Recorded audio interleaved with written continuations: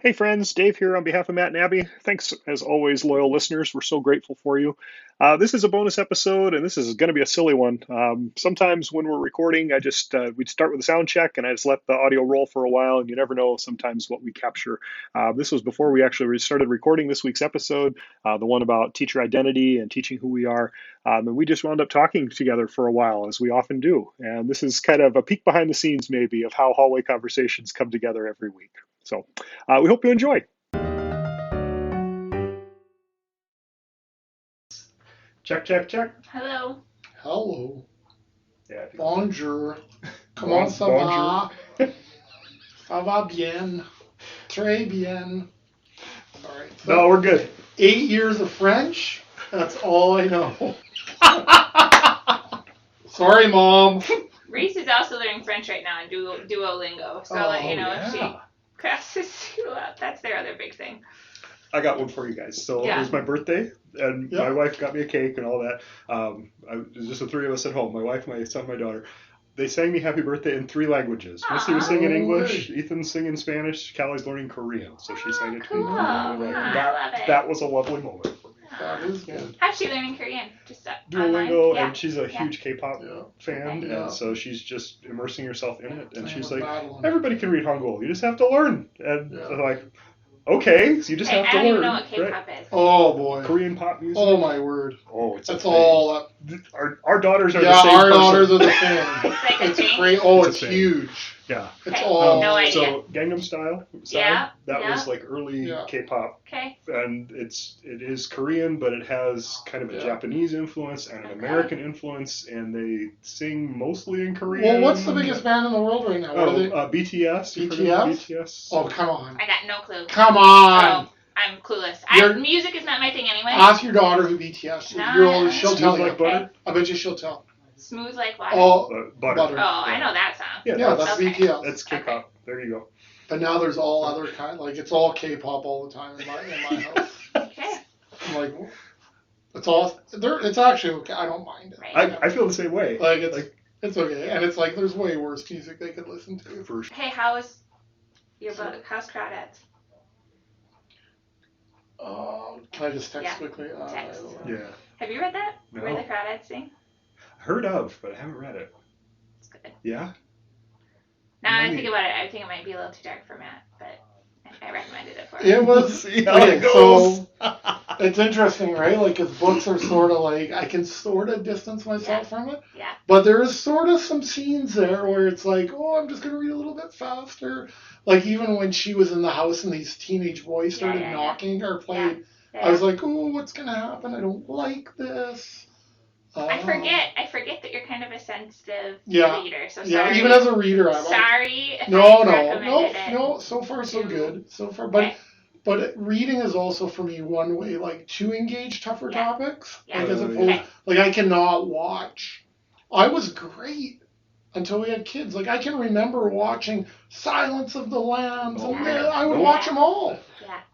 And I'd love them. Like it'd be like, and now it's like I can hardly watch Survivor. Like, oh, what is so it? stressful. It's so stressful. Yeah. Okay.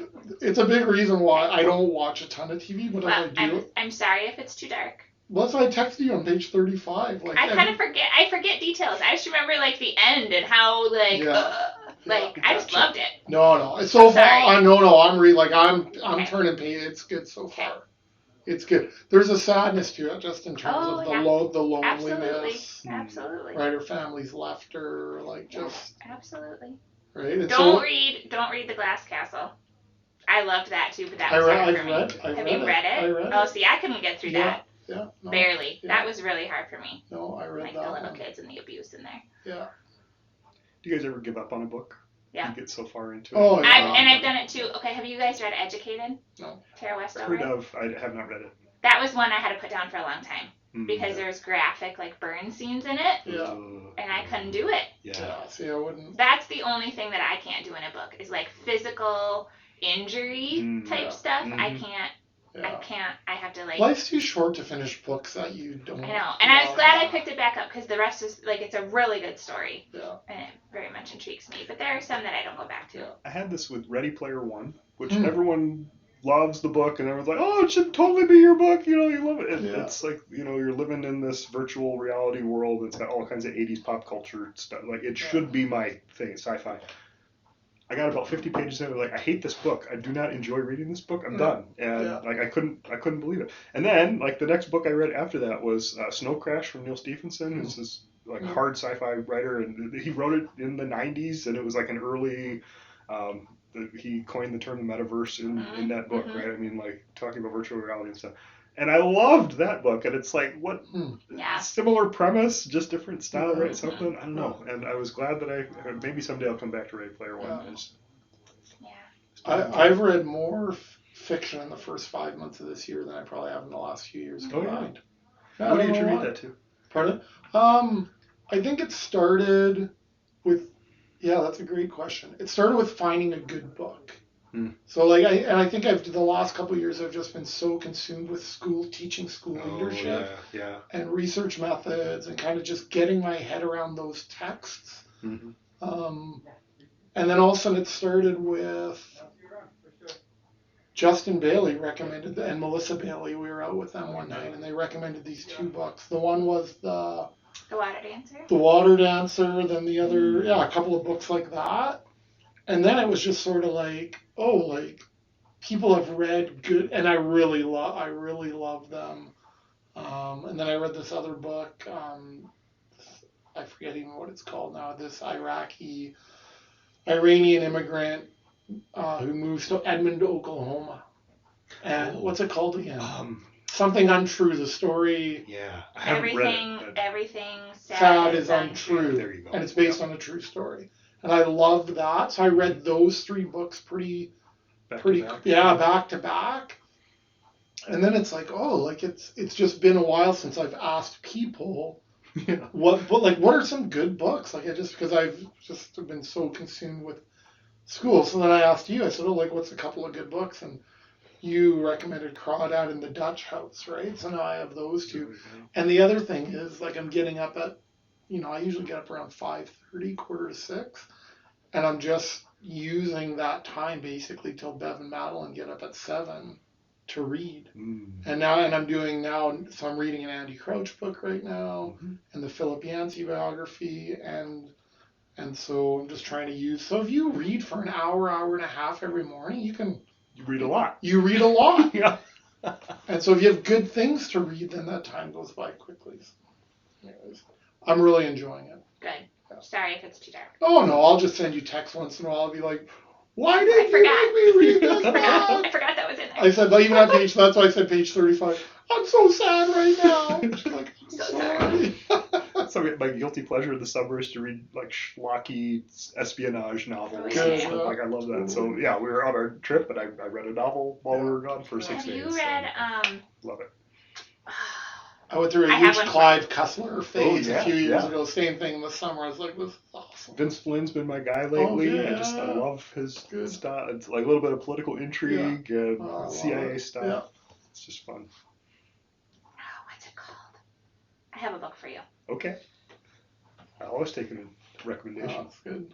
I can't think of it. Why? I'm terrible at book names. I should be better. English teacher. Come on. I know, right? You guys, when we were in Key West, we went to Ernest Hemingway's house. Yeah, cool, I bet. It was so amazing. Yeah. And I'm not a huge Hemingway fan, but Missy and I both said after we were visiting, but they sort of kept it as it was. Yes. And they a lot of the original furniture and stuff, or restoration of his writing studio. And this is where he wrote some of his most famous work. He 75% of his output was written in 8 years in Key West, right? Wow. All the books that you would have read in high school or short stories and all that. And he had a catwalk from his bedroom. There was a carriage house behind the house, and he turned the hayloft into his writing studio. Wow. And there was a catwalk between there that no longer exists, but they had photos of it. And so he'd get up at 6 a.m, walk across, write 700 words, always 700 words. And when he was done writing his 700 words for the day, then he'd go drink. And that was his life in Key West. Sounds like a simple. I could do that, right? And it just had me thinking, okay, I'm gonna write a book. I need a writing retreat. I need to have a place where I can walk my 700 words isn't that much every day. It's not. But I mean, if you get it, it's like an hour. It's like reading, right? And so if you get in the habit of doing that, then you'd write your piece. it was pretty cool. The Goldfinch. Have you read it? No. Oh, it's good. Okay. It's huge. Yeah? But it's I'll go for it. enthralling. Okay. Maybe a little too dark for Matt. Everything is, the Bible's too dark for me. No, but it's a mystery. But it's I love that. It's also it's got art, and there's part of it set in Amsterdam, and it's good. I'm going to write this down right now so I don't forget. Mm-hmm. This is so funny. I've just been recording this whole thing, and I might just release it on Friday as a bonus episode. I'll cut out any of the stupid schlock. Okay. Well, then you make sure, because we talked about French. Mr. Raukama in grade 11 passed me in French 11, but he made me promise not to take French 12. Oh! Merci beaucoup, Monsieur Raukama. All right.